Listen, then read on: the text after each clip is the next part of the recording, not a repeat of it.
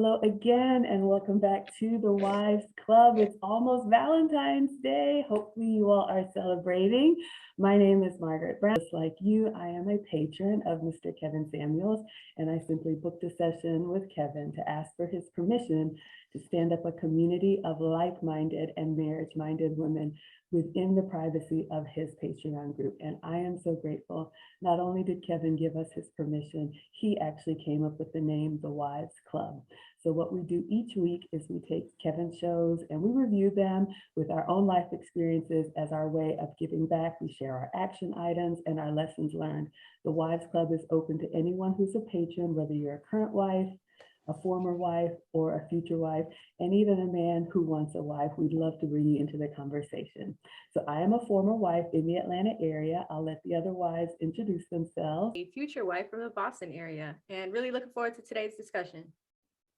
Yes, absolutely. And Lisa, please introduce yourself. Hi, everyone. Lisa Scott, Florida area. Although I'm under the weather today, but I'm happy to be back. Excuse me. Yes, absolutely. And Godspeed your recovery. We definitely appreciate you taking the time to join us and hope you get well soon. All right, so let's get right into it, ladies. This week, there's a couple of shows that I wanted to recap.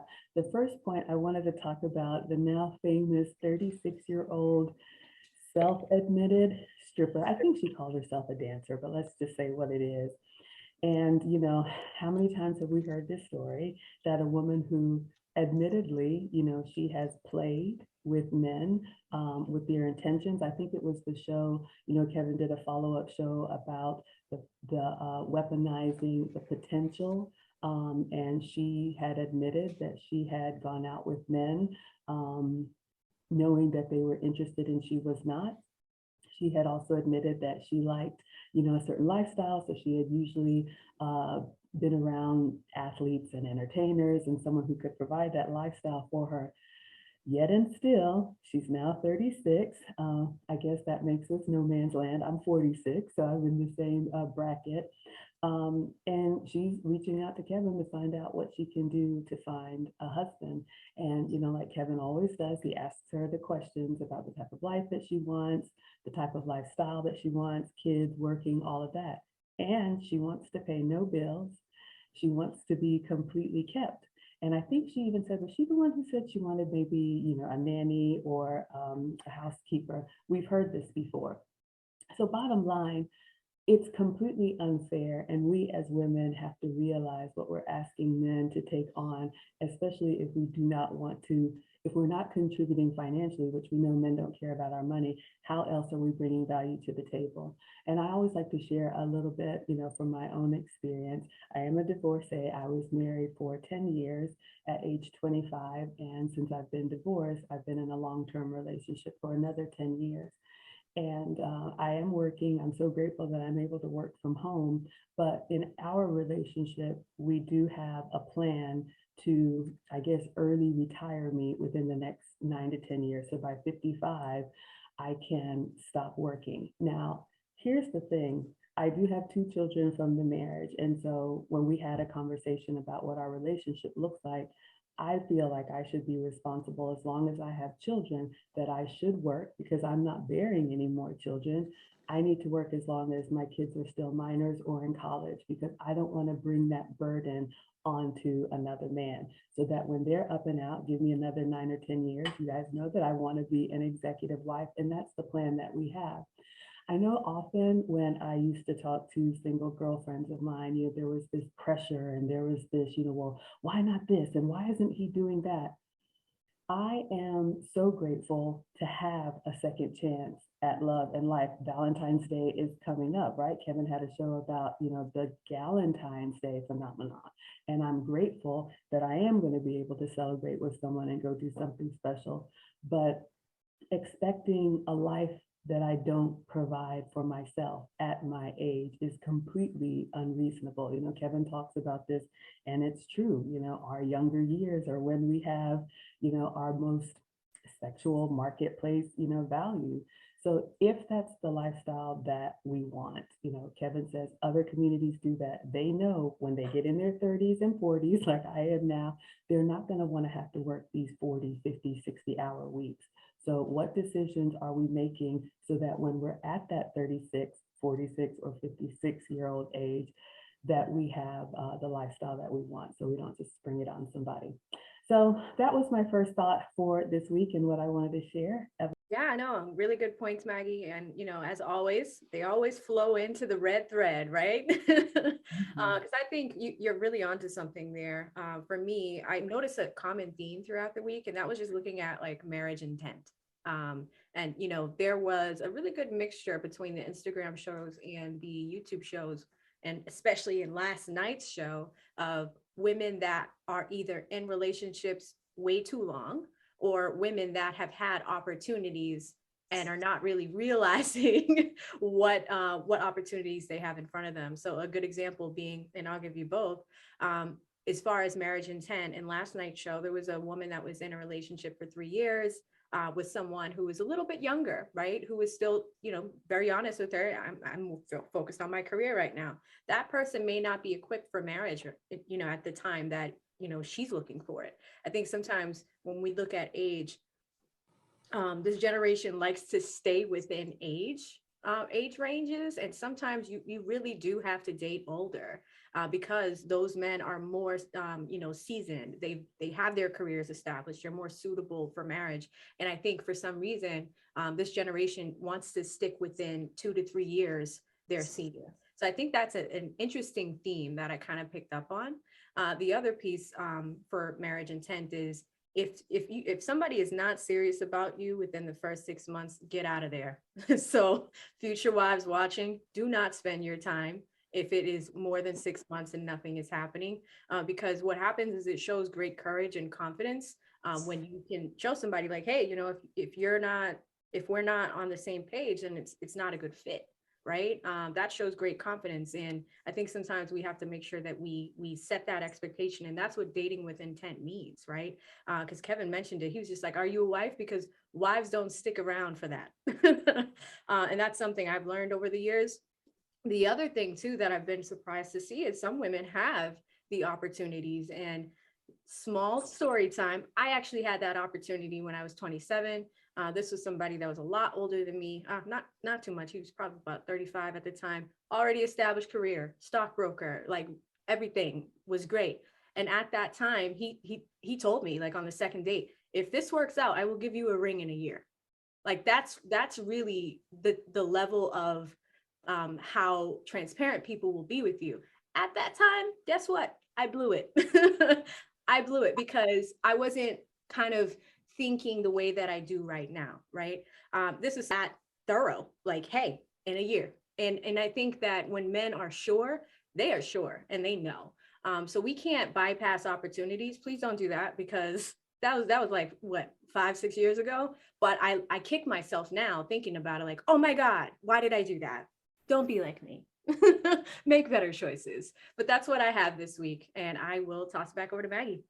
Oh my goodness. I'm thinking, is he still available? But sometimes life, happens and we take life lessons, but you're absolutely right. With the same age, I've shared that the relationship that I'm in now is someone that I knew a long time ago, but as women mature, or we want relationships sooner than men. When I was ready, he wasn't. We parted ways, amicably, and then life brought us back together. And now, like you said, I think it was like within the second week, marriage was brought up from him. So again, ladies, if you're having to poke and prod and ask these questions, that's a sign and a half, as we say. So yeah, ooh, gosh. Okay, Lisa, what about you? I enjoyed this week's shows. I really had some, excuse me, I really felt some kind of way about the 2 ladies that he talked to. I think there was most recently, it was a 30-year-old couple, I think it was a Thursday night Instagram, 30-year-old woman. She had 2 daughters, a 9-year-old and a 13-year-old. And she was married and she just recently got divorced in like the last 3 years. And her husband, she always caught him cheating and doing stuff on the side. But he didn't want to get a divorce. He was like, and the fact that he was 18 years older than her husband was. And she divorced him. And I thought it was weird when Kevin asked, well, what was the reason? I was like, well, she said he was a cheater, or he was stepping out on her. And she's like, we amicably divorced or whatever. I was like, what? Wait, what? He's a cheater and you're gonna sign the paperwork saying you both agreed to. So like Kevin said, she chose to, I'm not gonna say she chose to blow up our marriage, but she chose to leave because he wasn't trying to leave her. He just was like, I guess I gotta sow these oats out in the world, but she wasn't having it. I understand that, but to take away your children from their father and everything. And then later in the conversation, she was like, it was like, thank God. She was like, I do have this guy in New York. She was in Canada saying, he wants me to bring my children. He'll take me and my children and marry me. He was like, what? You went through all of this? And I just thought that was so weird. But I really root for, when I hear these stories, I'm really rooting for these. I'm like, oh God, you've got a second chance. Like you talked about, Maggie. Why not take it? He's like, why are your ass not in New York? Why are you not there? He's willing to take you and your 2 daughters. And I was like, wow. Yeah, it's just that because he asked her too. If this man called you up and said, I found a better offer, so I'm gonna take it. You took too long making your decision. What you gonna do? She was like, I'm like, duh, you're gonna be mad. You're gonna be devastated. So it's like, you gotta think about that. If it was gone, if this option you had that you're holding on to was gone, what would you do? You'd be pissed off. So I thought it was really interesting. And I hope that opened up a lot of people's eyes. Like when you have these opportunities, how you look at them and how you just don't let them walk away from you. I really hope she goes out on faith and calls the guy in New York and says, let's make this happen, because it sounds like a really good opportunity. I hope it is. So, and I hope she does call back someday. I wish people would call back and let us know, after talking to Kevin, if it worked out, what happened with the situation, because there's a lot of memorable callers too. So if y'all out there, please call back or let us know, or come here and tell us what happened. So that was one of my takes from this week. Oh my goodness, I love that. Wouldn't that be awesome if we could have a follow-up show? Because I think the same thing. I'm like, whatever happened to that person? I'd love to have an update. So yes, Lisa has a great activator idea, comment or join the Wives Club to give us an update. You touch on a couple things that bring me to my second point, Lisa. And you mentioned it too, as happens sometimes we have regrets, but as we get older, and I think this is especially important for the woman that had the Canadian woman who had the suitor in New York. She was an attractive woman. I've always said I consider myself average. I'm also a late bloomer. I was, young, immigrant family, head in the book. So I never really I don't even have a lot of dating experience. I met my ex-husband when I was 18, married at 25. Divorced at 35, and then been in a relationship since then. But, the example that Kevin brings up often about, go watch that video about the husband store. Every time, and I know how it's going to end, but every time I watch that and, a woman goes to the next floor looking for a better deal or a better deal, I don't have a lot of experience with, men approaching me. Now that I'm older, it's kind of like, oh, but when you have that kind of attention, I think it's very almost intoxicating. We see this with women who are, what does, Kevin say? If you're over a certain age and you're pretty, beautiful, or gorgeous, and you have never been married, no children, there's red flags, like something is wrong, because you have had men approaching you.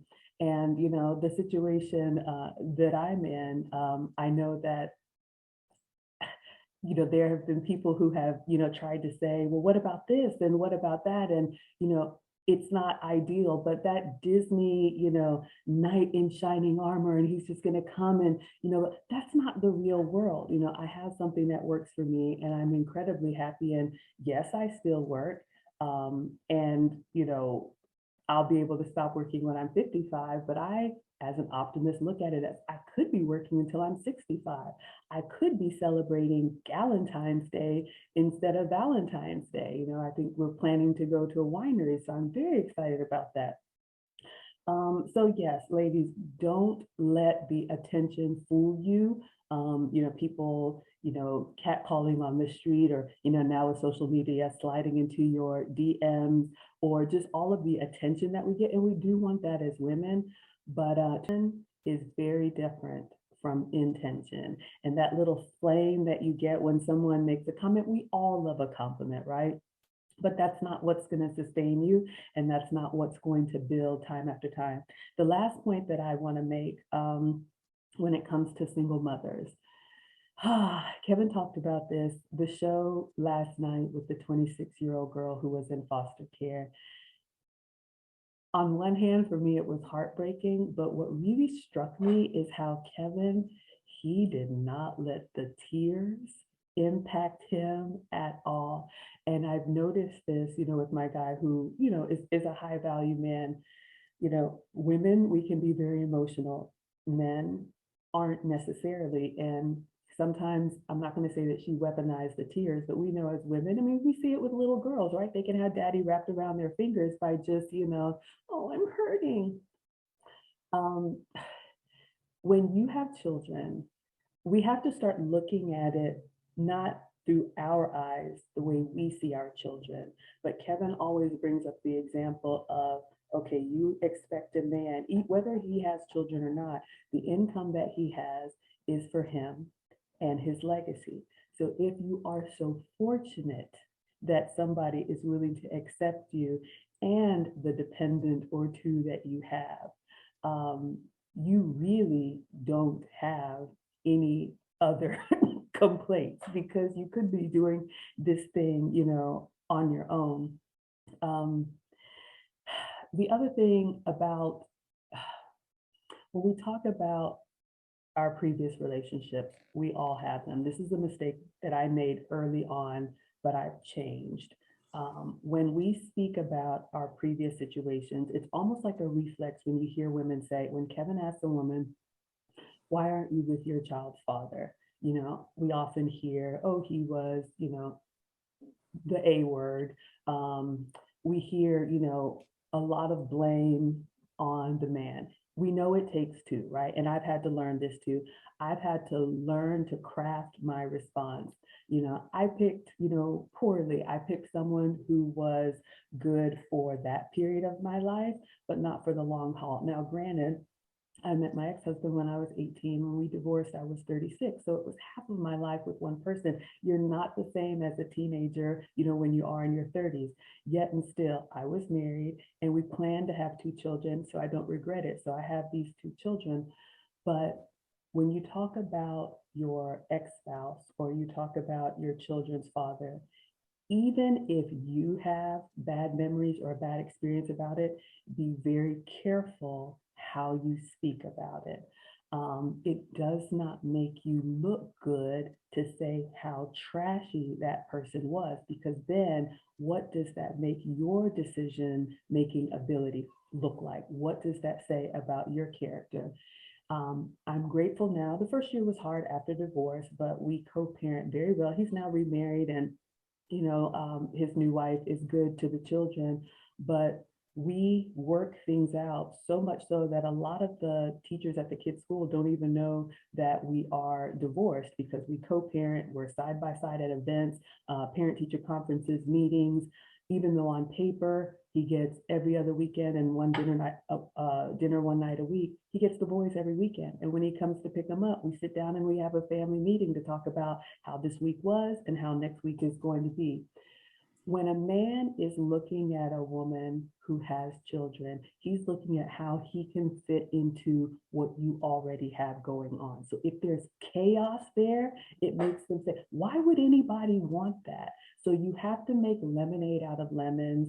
Be very careful. There's a lot that happened that I just have to take to my grave because I don't need to burden anybody else with decisions that I made. I take that, I grow from it, and I show that we have a good system here, we have good communication here, or if that person is not involved, you can say, unfortunately, I wish things were better, but this is what it is and I'm making the most of it. So,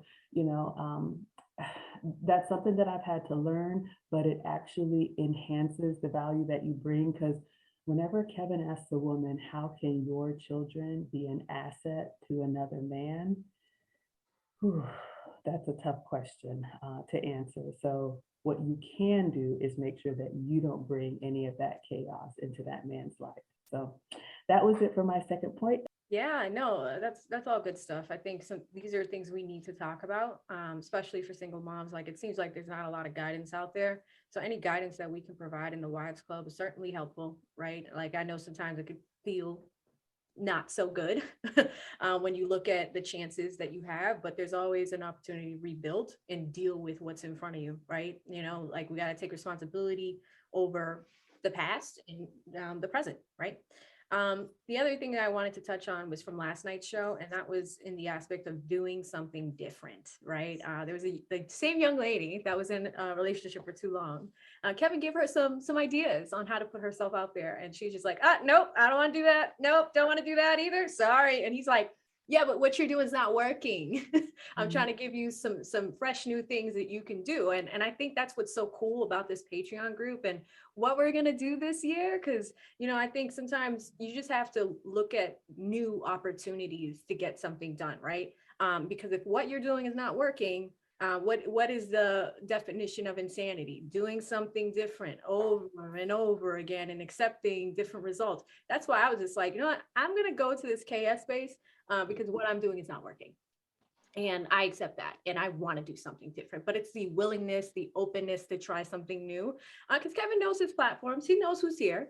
He knows the quality of people that are here. So I think that him making that suggestion to her was really cool. I just wish more women would be open to it. And for those of you that are here watching, please be open to some new things because you never know. You never know what can happen. Everything happens for a reason, right?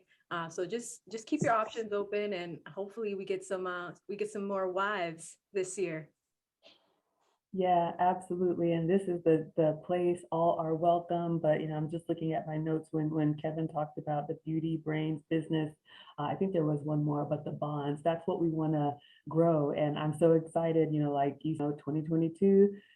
Kevin has said self-awareness is sexy, but he's also talked about separation and balance, separating ourselves from the pack. That's what's going to happen in this group. If you guys heard, you know, Kevin's last meeting, events are coming, you know, Boston is up on deck, and, you know, it'll be an opportunity to build, you know, business relationships, romantic relationships, friendships, like we're doing here to support each other. So I'm really excited about this year as well. Lisa, any final thoughts from you this week? Excuse me. I enjoyed watching. I think it was a 37 or 38-year-old truck driver lady.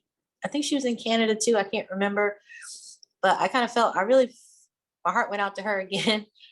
Listening to her story. She said she had 4 children ranging from age 18 to a 2-year-old. And the older children, who are all in their teens, were by one guy, and the 2-year-old was by another guy who I think she said was in Africa.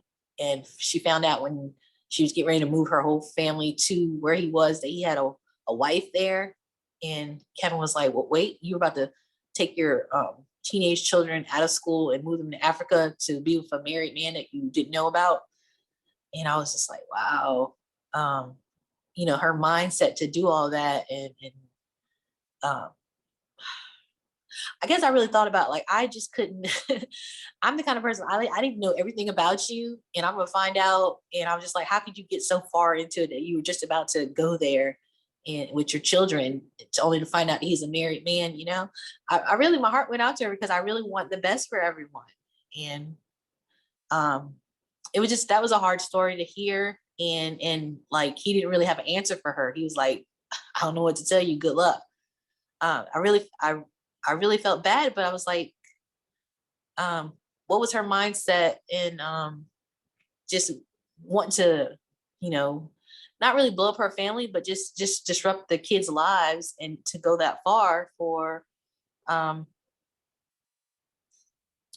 someone she didn't know all that much about, and to find out he was married. And then I also thought about it in the sense that she's got an 18-year-old and she's got a 2-year-old. So she's, you know, and she was 38, I think. So she's been a mother since she was like 20. And with a 2-year-old, you're going to be a mother until you're 50, 58. I don't know. I'm not, maybe the math's not right, but I'm just like, she's going to be a mother for 40 years of her life. And that was just such a, I know a lot of family members who have children this way, and it's just odd, but just to start over to have a 16-year-old and have a 1-year, a newborn. I was hoping that maybe that show to a lot of people would, say, think about what you're doing and how you're setting yourself up. I mean, do you want to be a mother for 40 years? Because really that's what you're doing. If you have children that age. So I hope that's something to think about. And then the whole, I didn't really get to watch the whole Galentine show, but the whole Galentine idea, I watched the beginning of what Kevin was talking about, what Galentine's Day is. And I was like, wow. I started to think back, did I ever have a Galentine's Day? And I did. I had a Galentine's Day in 2003, which is the year I met my husband. And I met him in January. And then Valentine's Day was in February. So I have, it's me and my 2 other sisters, and we have a bunch of girlfriends. So he asked me, because I just met him, we started dating and stuff. He asked me to do something on Valentine's Day. And I was like, my sisters and my friends were like, oh, we're going to hang out at my parents' house. We had a big upstairs game room. So we just had a big old dance party, girl party night. And I was like, oh, I actually did have one of those parties or one of those nights, And I'm trying to think back, and I'm like, wow, I blew off a date at the time on Valentine's Day because we were really new. We just met and everything, but I blew that off to hang out with the girls and have a girls' night. And I think back to, fast forward, the next year I was working, and I remember telling, I'm ashamed to say this, I remember telling my boyfriend at the time, like, I don't know if he's my boyfriend or my husband, but either, I remember telling him one time, I was like, send me this big old, I picked out the flowers and everything, I'll send it to work, and I want you to have it delivered and everything. Because, like he was talking about, you want to be that wife or that girlfriend or that lady at the job whose person sends in this extravagant thing, and it comes to your cubicle and everybody's like, oh my God. So I was one of those people. I don't remember if I was a wife or a girlfriend at that point, but probably both, that was like, yes, send it to my office, or I want to come in with this, and you want to glow, and that's what you do. So yeah, I had a what's it called, Galentine's Day one time in my life. I was that woman at the job that wanted to have her husband or her boyfriend bring in those flowers, and you want it's just everything he says is so true, and you have to look at your life and look at it. I'm sure it still goes on today, but oh my God, I was he always takes me down memory lane. So I just love sharing. If I could talk without coughing, I'd go into more detail, but those are the 2 things that from this week's shows that really brought back sparks in my mind about what it's like to be in those situations in the past, and hopefully y'all can relate to it, those out there still dating or trying to get to be what we all want to be, wives and happily married and all that. So that was my take on this week before my throat goes out. Oh, no, rest your voice. We're going to go ahead and wrap it up. But you know what, Lisa, you hit the nail on the head. I love love, and we all want that. And this Wives Club, we are giving ourselves permission to be that, feminine, beautiful, inspirational, affectionate, not just this time of year, but every year. But then also we do keep it real here. When you're under the weather, you want someone to come check on you, make sure that you're okay. You want someone to care that your, voice is going out.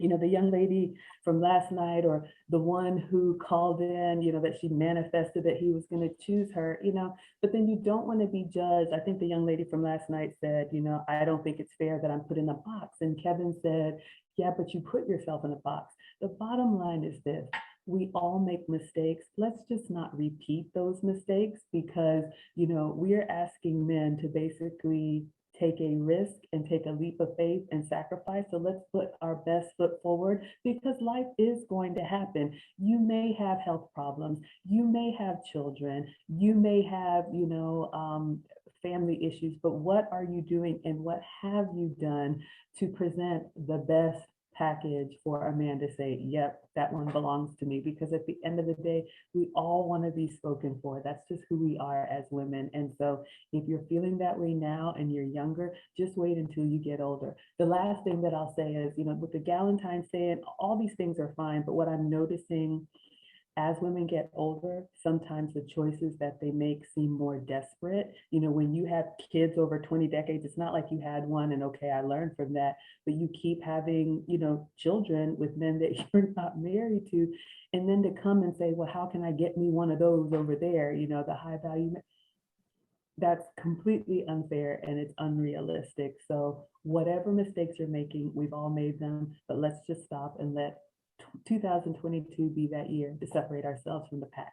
All right, that's it for me. Any Yeah, no, I would just piggyback off of that and you know, share that sentiment. Like, ladies, if you're alone this Valentine's Day, make it the last year. Like, you know, use it as a day to really reflect and think about what you're going to do differently this year so that in 2023 you're coupled up.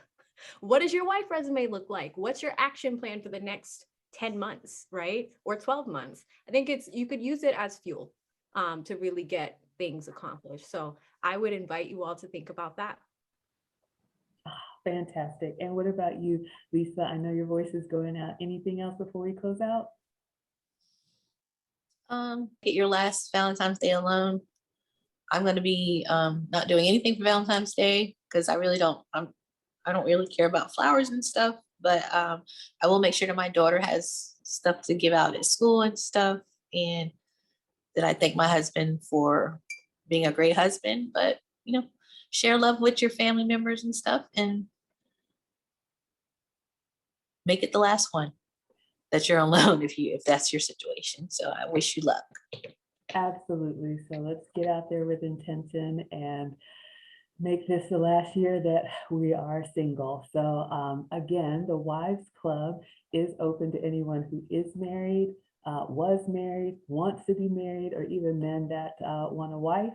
If you look in the description, we do have a calendar. We record on Saturdays. Feel free to pick the Saturday that works for you and come on and maybe shoot your shot, because you never know with these events coming up. This could be the opportunity to put your face out there and meet someone virtually that you may meet in person, whether you're already in a relationship or want to be in one. All right, until the next time, we'll see you guys then. Bye for now.